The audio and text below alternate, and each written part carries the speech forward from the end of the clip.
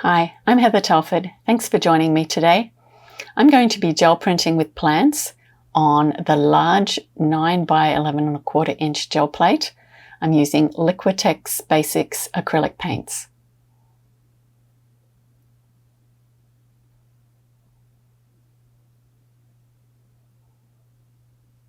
As you'll see in a moment, even that much paint, which didn't look like very much at all, is more than I need.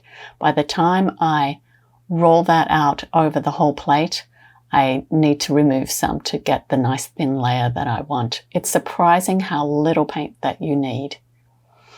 And I'm gel printing on a pretty humid day, so again, the paint's not going to dry out quickly on the plate.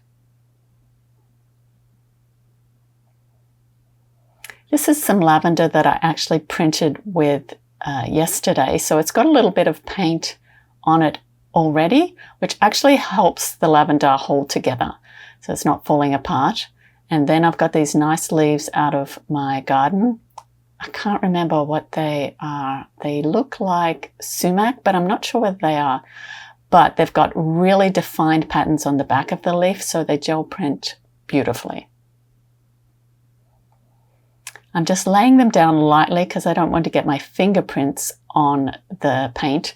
And then I'm going to remove all the paint around the leaves and the lavender with tissue paper. This isn't fancy art tissue paper. This is just packaging tissue paper that I received in a box of something.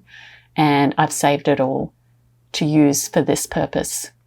Once I've laid it down and pressed it onto the paint, I go around with my fingers and just press the paper as close to the plants as I can, and that will remove paint right up to the edges of the leaves and the edges of the stems.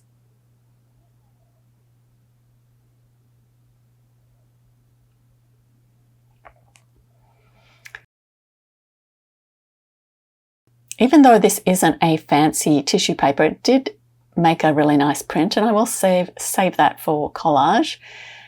If you wanted to use that print, you could do it on paper, but the thing with paper is it's thicker than tissue, so you can't press it up quite as close to the edges of the plants, and that's why I like to use tissue. I'm drying the plate. I mentioned that it's humid, so I'm drying the plate off, but you can let it air dry. I'm just a little bit impatient. This is a mini air blower that I have, which blows cold air and has a setting to blow harder or softer. I use it on the softest setting.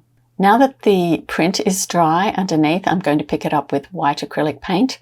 Just had a little bit of the lavender that was still on the plate, so I removed that. It's quite nice gel printing with lavender because you can smell the fragrance of the lavender while you're printing. I did wonder whether I would get the fragrance of the lavender in the print itself, but sadly I didn't. But it was quite pleasant while I was printing to do that. Before I pull the final print, I'm just putting a little bit of texture on the white layer with this piece of corrugated cardboard. It's a really fine corrugation, so I'm just pressing that here and there. It won't be really obvious, but it is a feature that you can see on the finished print. I'm using rice paper to pull my print. It's very lightweight paper. It has a smooth side and a rough side. I'm pressing the smooth side down onto the paint.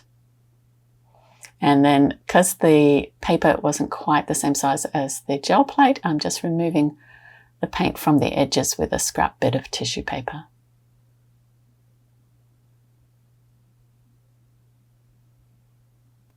Once you've pressed the paper nice and evenly onto your gel plate, you can lift either the paper off the plate or, as I'm doing here, you can lift the gel plate off the paper.